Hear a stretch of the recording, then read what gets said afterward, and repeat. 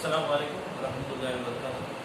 We'll see the next part of our chapter, that is classification of element on basis of band, energy, bandwidth. Okay, we have discussed regarding the energy level of a particular element. Okay, we have talked about a particular element, especially silicon. Okay, of silicon we have studied the different discrete energy levels of a particular silicon atom. After that we have considered a silicon element, n number of atoms of silicon element, and then we have discussed about the energy levels of the silicon, okay, consisting of n number of atoms. Okay, then what we have did, we have thought that when we decrease the interatomic distance, when we bring the atoms of silicon closer, that time what is the effect of the energy level, what is the effect on energy level, how the outermost energy level, how the higher energy level get combined, and how they get transformed into bands. Okay, that all thing we have discussed in previous class. Okay, now we are going to classify the elements on basis of these bands. Okay, so we can see here figure first A. Okay, you can see this is one band, this is another band. Okay, topmost band which is shaded with a pink color, and lowermost band which is shaded with a yellow color. Okay, this is conduction band and this is valence band. And if you see, the distance between these two bands is very less. That means these two bands have overlapped each other. Okay, these two bands have overlapped each other. As a result, what happens? The valence electrons which are present in a valence band get easily transferred to the conduction band when little amount of energy is given to them, or when small amount of energy is given to them, they easily get transformed from valence band to conduction band, and the electricity gets conducted very easily and faster way. Okay, so this is an example of metals which are good conductor of electricity. So those who are good conductor of electricity, in that the conduction band and valence band overlap each other. Okay, so next is a case where we can see this is a conduction band and this is valence band, and the distance between these two is very large. Distance between these two is very large. So what happens? The electrons which are present in the valence band, they require lot of energy. Okay, then only they will get transferred to conduction band. As the distance between them, as this band gap, forbidden energy band gap is very high, so large amount of energy is required, which is not possible. Okay, so the electrons easily does not get transferred to conduction band from valence band. As a result, they are unable to conduct the electricity. Okay, so they are called as bad conductor or insulator. Got it? As energy difference, energy band gap between conduction band and valence band in case of non-metal is high.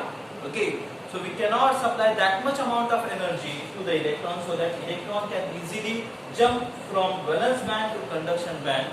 Okay, which is not possible. As a result, here no electrons we get, or very less electrons we get in the conduction band. As a result, the conduction is not possible, so they are termed as non-conductors, bad conductors or insulators. Got it? Wherever you can see this figure C. In this figure, okay, you can see this is conduction band, this is valence band, and distance between these two, if you compare with figure A, is greater than A, but if you compare it with the figure B, then it is less as compared to this. Okay, so if little amount of energy is supplied to them, then what happens? The electrons which are present in the valence band, when they get energy, they get excited and they jump from valence band to conduction. They get jump from valence band to conduction. When a little amount of energy we just give to them, the electrons which are present in the valence band, which we have discussed, 4n state in case of the silicon atom. Okay, so when they get little amount of energy, they get excited and they easily jump to the conduction band and they conduct the electricity. But this occurs at particular temperature. Okay. When we change the ambient temperature, when we change the particular temperature, then if we supply large amount of energy also, then this electron will not be able to jump from this valence band to conduction band and they will not conduct the electricity.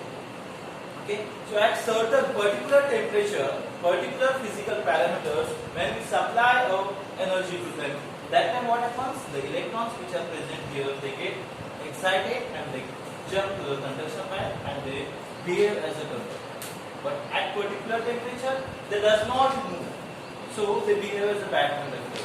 So they show the property of both conductor as well as bad conductor. So they are termed as semiconductors. Especially metalloids are the example of semiconductors. Okay.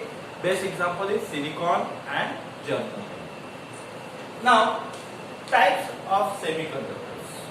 Types of semiconductors. See, semiconductors are classified mainly in two types.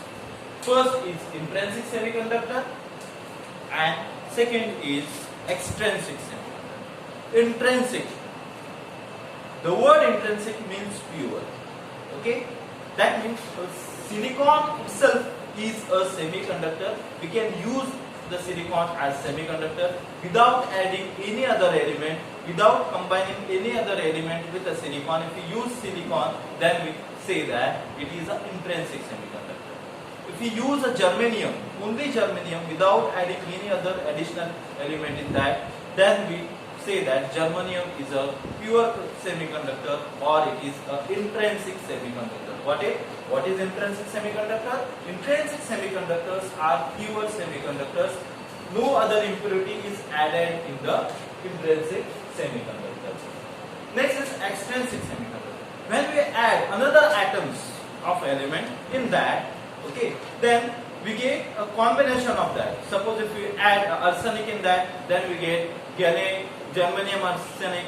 Okay, if we add phosphorus in that, then when we mix other element in the silicon or germanium, we get a mixture of that, and that is called as extrinsic semiconductor, impure semiconductor. When we add certain other element as an impurity in that, then we term it as an intrinsic semiconductor.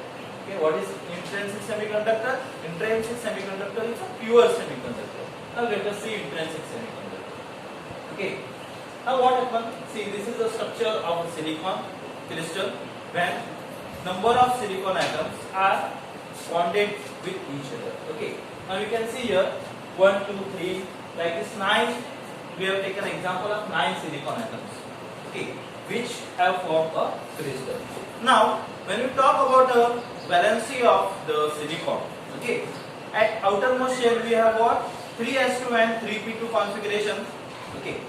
S orbital, third S orbital is completely filled, having 2 electrons in that, whereas p orbital, third p orbital has only 2 electrons, whose capacity of holding is 6 electrons. Among that it has only 2 electrons. Okay, and when they combine, we get 8 n state. Among that 8 n, only 4 n are filled and 4 n are vacant.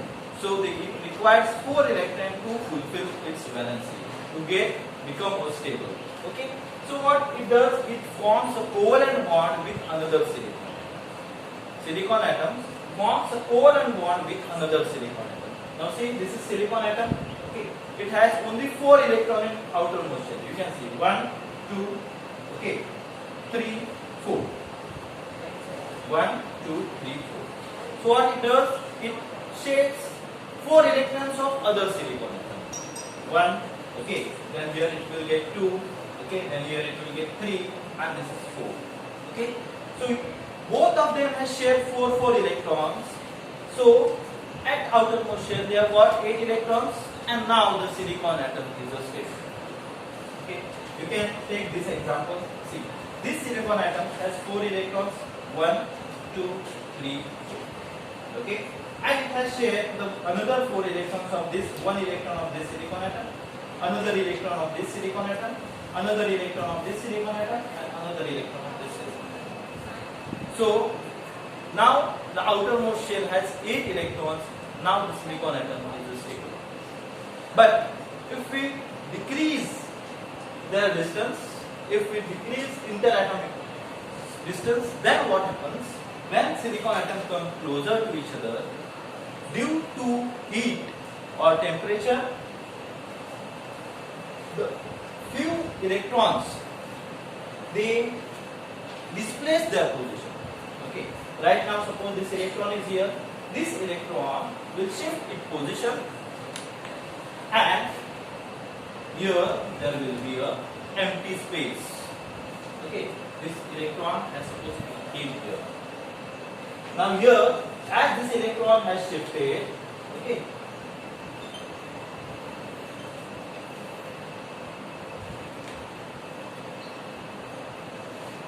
now here there is an empty space, and this empty space is called as a hole. Okay, this is the electron. Now electron has shifted its space. So what happens here? Here is a hole. As electron has a negative charge on it. What is the charge of electron? Charge of electron is 1.6 into 10 raised to minus 19 coulomb. So it is negative charge. Okay, minus 1.6 into 10 raised to minus 19 coulomb. So that much amount of positive charge has created here. Got it? That much amount of positive charge has created here.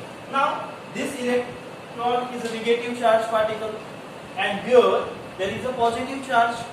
So what happens? This electron will shift from here and move to this position. Now that electron has shifted here, and now here is an empty space hole. Got it? As a result, what happens? It goes on. Okay, this process goes on, and due to the movement of these electrons, number of electrons, okay, the current is set up in silicon. Got it? Electric current is set up in the silicon. Why? Because as electron move, charge move, and what is definition of current? Flow of charge constitute current. So as charge is set up in that, a charge is moving, so electric current is set up, and the silicon behaves as a conductor. Got it? So only silicon is present, no other atoms were added here. We have studied how the charge flows in the silicon. Okay, so I can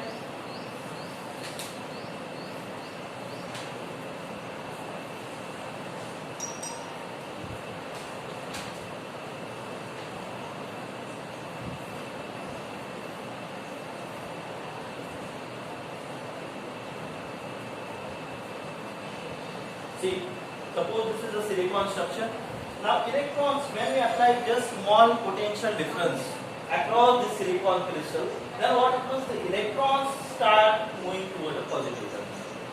As a result, the current is set up in this entire silicon crystal. Okay, so this such type of semiconductor are called as intrinsic semiconductor.